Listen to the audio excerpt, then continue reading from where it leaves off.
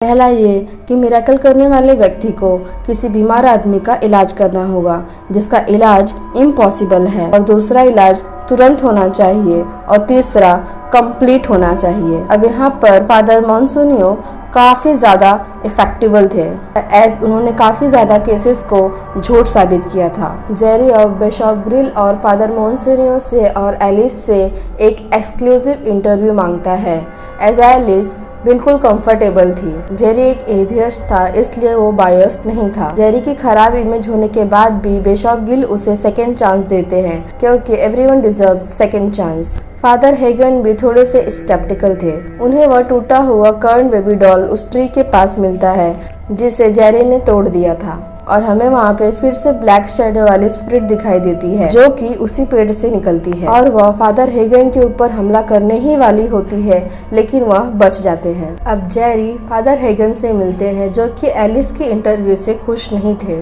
Father Hagin को इस बात का डर था कहीं वो एलिस का फायदा न उठा ले। तभी father Hagin Martin Luther king को कोट करते हुए यह कहते हैं कि जहाँ पर गॉड अपना चर्च खोलते हैं वहाँ पर डेविल अपना घोंसला भी बनाता है, यानी कि डेविल इन जैसे मिरेकल से अट्रैक्ट होता था। इसलिए वो एलिस को लेकर बहुत ही ज्यादा चिंतित थे कि उसके ऊपर एक डिमोनिक हमला होने वाला है। और हमें यह भी बात पता चलती है कि फादर हेगन लंग कैंसर से जूझ रहे थे और उनके पास बहुत ही कम समय था। नेक्स्ट सीन में हम देखते हैं कि फादर मॉन्सोनियो और जेरी एक चर्च में बैठे होते हैं, जहाँ पर एलिस एक बहुत ही अच्छा सॉन्ग गा रही होती है। मतलब 2 दिन में बहुत ही अच्छा सॉन्ग गाना, वाव।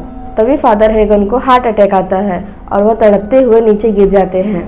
एलिस उनके पास जाकर अपनी श्रद्धा को मैरी पे रखने के लिए कहती है, एंड जैसे ही वह हाँ करते हैं एलिस उन्हें छूकर क्योर कर देती है। मतलब कि एक ही पल में उनका कैंसर ठीक हो जाता है। उसके बाद फादर हेगन को एलिस के पीछे वही ब्लैक स्पिरिट दिखाई देता है, जिससे वो काफी ज्यादा डर जाते हैं, यानी कि श्योरली है कि वह कोई मदर मैरी नहीं थी। फादर मॉन्सोनियो भी यह देखते हैं और हैरान हो जाते हैं। उनकी 3 कंडीशन पूरी हो गई थी। फादर हेगन काफी टाइम से बीमार थे और उनका कैंसर इनक्योरेबल था। उनका इलाज तुरंत हुआ था और बिल्कुल कंप्लीट हुआ था। उसके बाद बिशप ग्रिल आकर बेनफील्ड को श्राइन डिक्लेयर कर देते हैं। एलिस इंटरनेशनल कर्ल फिगर बन जाती है। जेरी को भी मोनिका की तरफ से ऑफर्स आने लगते हैं, जहां पर वह अपनी एडिटिंग पोजीशन को वापस मांगता है। अब बेनफील्ड के कुछ लोकल लोग उस टाउन को छोड़ के जाने लगते हैं, ऐसे उन्हें लगता है कि यह काम डेविल का भी हो सकता है।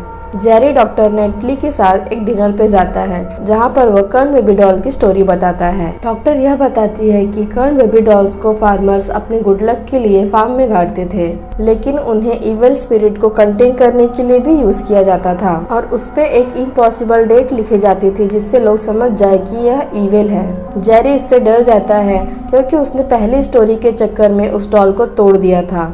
Next morning Jerry doctor neatly के साथ वॉक के लिए जाता है और वह दोनों उसी झरने वाले प्लेस पे जाते हैं जिसे जेरी ने अपने सपने में देखा था। यह चर्च की ही प्रॉपर्टी हुआ करती थी जो अब वीरान पड़ी हुई थी। जेरी का अब एलिस के प्रति विश्वास टूटने लगा था। उसे झरने के पानी में वही ब्लैक स्पिरिट फिर से दिखने लगती है। दूसरी तरफ फादर हेगन को भी चर्च में एक डायरी मिलती है जो कि 1845 के प्रीस्ट की डायरी थी। उसके अंदर सब कुछ क्लियरली लिखा हुआ था। उनको यहाँ पे सभी मिरेकल्स के बारे में सच्चाई पता चल जाती है और वह इन चीजों को पढ़ के काफी ज्यादा शॉक में थे। अब उन्हें मैरी का घोस्ट हॉन्ट करने लगता है एंड वो उन्हें उन्हीं के चर्च में लटका के मार डालती है। बिशप ग्रिल को यह एक सुसाइड लगता है, जिसकी न्यूज को वह जेरी की मदद से दबा देते हैं। उसे वह एक हार्ट अटैक डिक्लेयर करते हैं। एलिस को भी वह वही बात बताते हैं, जिससे वह काफी ज्यादा दुखी हो जाती है। वह जेरी को एक्सक्लूसिव इंटरव्यू दे रही थी, जहाँ पर वह यह भी पूछता है कि मैरी डिमोनिक भी हो सकती है। वो उससे फादर हेगन की वार्निंग को भी कहता है। इंटरव्यू के दौरान ही एलिस फिर से पॉजेस हो जाती है। वह यह कहती है कि डाउट श्रद्धा को कम करता है और उसे पाप लगता है। बेसिकली एलिस बिना डाउट के उस पर यकीन करने के लिए कह रही थी। जेरी जो कि एक जर्नलिस्ट है, वह सब कुछ जान चुका है कि दाल में कुछ तो काला है। वह रात में इंटरव्यू वाली वीडियो को फिर से रिवाइंड करके देखता है और उसे वही ब्लैक स्पिरिट वाली रेड शैडो दिखाई देती है। उसके साथ ही उसका कंप्यूटर करप्ट होकर बंद हो जाता है एंड वह स्पिरिट उसे डरा देती है। अगले दिन जेरी नेटली को चर्च के आर्काइव में लेके जाता है, जहाँ पर उसे फादर हेगन की वही डायरी मिलती है। जो कि बेसिकली वह डायरी 1845 वाले प्रीस्ट की थी। 1845 में एक मैरी नाम की लेडी थी जो कि डेविल वर्शिपे थी। उसने भी कई सारे मिरेकल्स किए थे। मिरेकल्स के बदले वह लोगों की सोल पे कब्जा कर लेती थी। उसने डेविल से सौदा किया था कि जितनी ज्यादा सोल्स उसे मिलेंगी वह उतनी ही ज्यादा ताकतवर होती जाएगी। इसी कारण उस टाइम के प्रीस्ट ने उसे कैप्चर करके जला दिया था और उसकी सोल को कर्न बेबी डॉल में ट्रांसफर कर दिया था। उसी टाइम नेटली और जेरी पर वह घोस्ट हमला कर देती है और वह दोनों वहां से भाग जाते हैं। उसे पता चलता है कि उसकी पुरानी जॉब वापस मिल चुकी है। जेरी अब एलिस के न्यूज को टेलीकास्ट नहीं करना चाहता था क्योंकि उसकी ताकत अब काफी ज्यादा बढ़ सकती थी, पर मोनिका फिर भी उस न्यूज को टेलीकास्ट कर देती है बिकॉज न्यूज में टीआरपी ही भगवान होती है।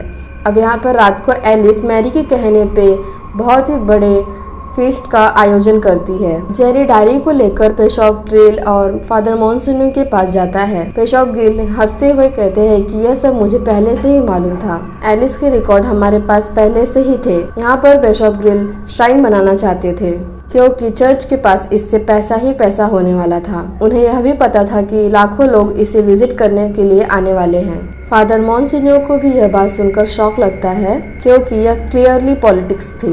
फेथ को अपने फायदे के लिए पेशॉप ग्रिल यूज कर रहे थे। जेरी उन्हें एक्सपोज करने की भी बात करता है बट उसकी क्रेडिबिलिटी पेशॉप के सामने कुछ भी नहीं थी, इसलिए उन्होंने उसे सेकंड चांस दिया था। और फादर पेशॉप यह बात जानते थे कि अगर यह बात झूठ भी निकली तो जेरी इसे सच साबित कर देगा, लेकिन यह बात सच निकलती है। अब जेरी चर्च के कुछ आर्काइव को ही पढ़ता है और वहाँ पर एक मैरी का स्टेटमेंट था। उसमें यह लिखा था कि मैरी का एक बेटा था एंड मैरी ने डेविल के साथ डील की थी जिसके मुताबिक उसकी सोल उसके ब्लड लाइन को ही पोजेस कर सकती है। उसने एलिस को इसलिए पोजेस किया था क्योंकि एलिस उसी की ही वंशज थी और यह सारी बातें फोन पर नेटली को बता रहा था। तभी वहीं पर इंटरफेरेंस होने लगती है क्योंकि वहाँ पर मैरी का गोस्ट आकर उस पर हमला करने लगता है। तभी वहाँ पर मॉन्सिन्यू टाइम पर आकर उस पर एक्सोर्सिज्म करते हैं और उसे वहाँ से भगा देते हैं। उनको भी जेरी की बात पे यकीन आ जाता है और वह यह प्लान बनाते हैं कि उसकी स्पिरिट को कर्न बेबी डॉल में डालकर रहेंगे। दूसरी तरफ एलिस ने शहर के सभी लोगों को वहाँ पर बुलाया था। एलिस उनकी श्रद्धा को मैरी को समर्पित करने के लिए कहती है और इससे मोनिका लाइव टेलीकास्ट कर रही थी जिसे लाखों लोग देख रहे थे।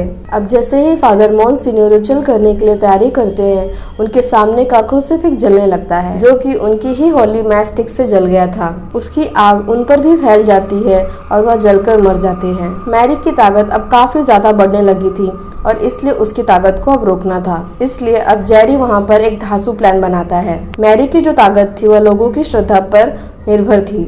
अगर वह उनकी श्रद्धा को तोड़ देता है तो उसकी ताकत कम हो जाएगी।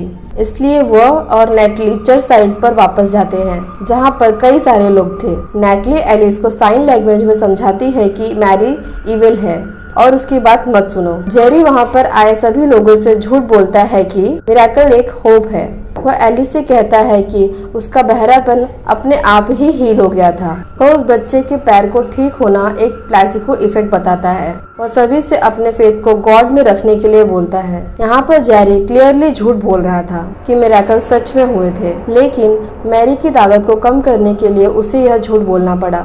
यहाँ पर यह जो झूठ था वो 100 सच के बराबर था। यहाँ पर एक अच्छी बात यह थी कि उसकी इमेज एक फेक न्यूज रिपोर्टर की थी। जब वह सामने से आकर यह कहने लगता है कि यह सब फेक है तो वह सभी लोग उसकी बातों पर यकीन करने लगते हैं, एज उसने पहले भी ऐसा किया था। एलिस को भी अब जेरी और नेटली की बात समझ आने लगती है। वह भी पब्लिकली मैरी के खिलाफ कर देती है। यहाँ पर एलिस एक टीनेजर थी। उसका बहरापन तो दूर हो गया था, लेकिन वो मैरी के बहकावे में आ गई थी क्योंकि वह उसकी ही वंशज थी एंड क्लियरली वह यहाँ पर विक्टिम बन रही थी। एंड जैसे ही लोगों का फेथ उस पर से कम होता है, मैरी गुस्से में से उस पेड़ से बाहर आ जाती है। वह सबको डराती है और सबसे पहले वह पेशॉप ग्रिल को मारती है, एज उसने अपनी सोल को पहले ही उसे दे दिया था और मैरी उसकी सोल को कंज्यूम कर लेती है और उसकी बॉडी को एशेस में कन्वर्ट कर देती है। अब वह जेरी पर भी हमला करने आती है, लेकिन एलिस उसके सामने आकर उसे बचा लेती है। अब मैरी अपने ही वंशज पर हमला कर देती है जिससे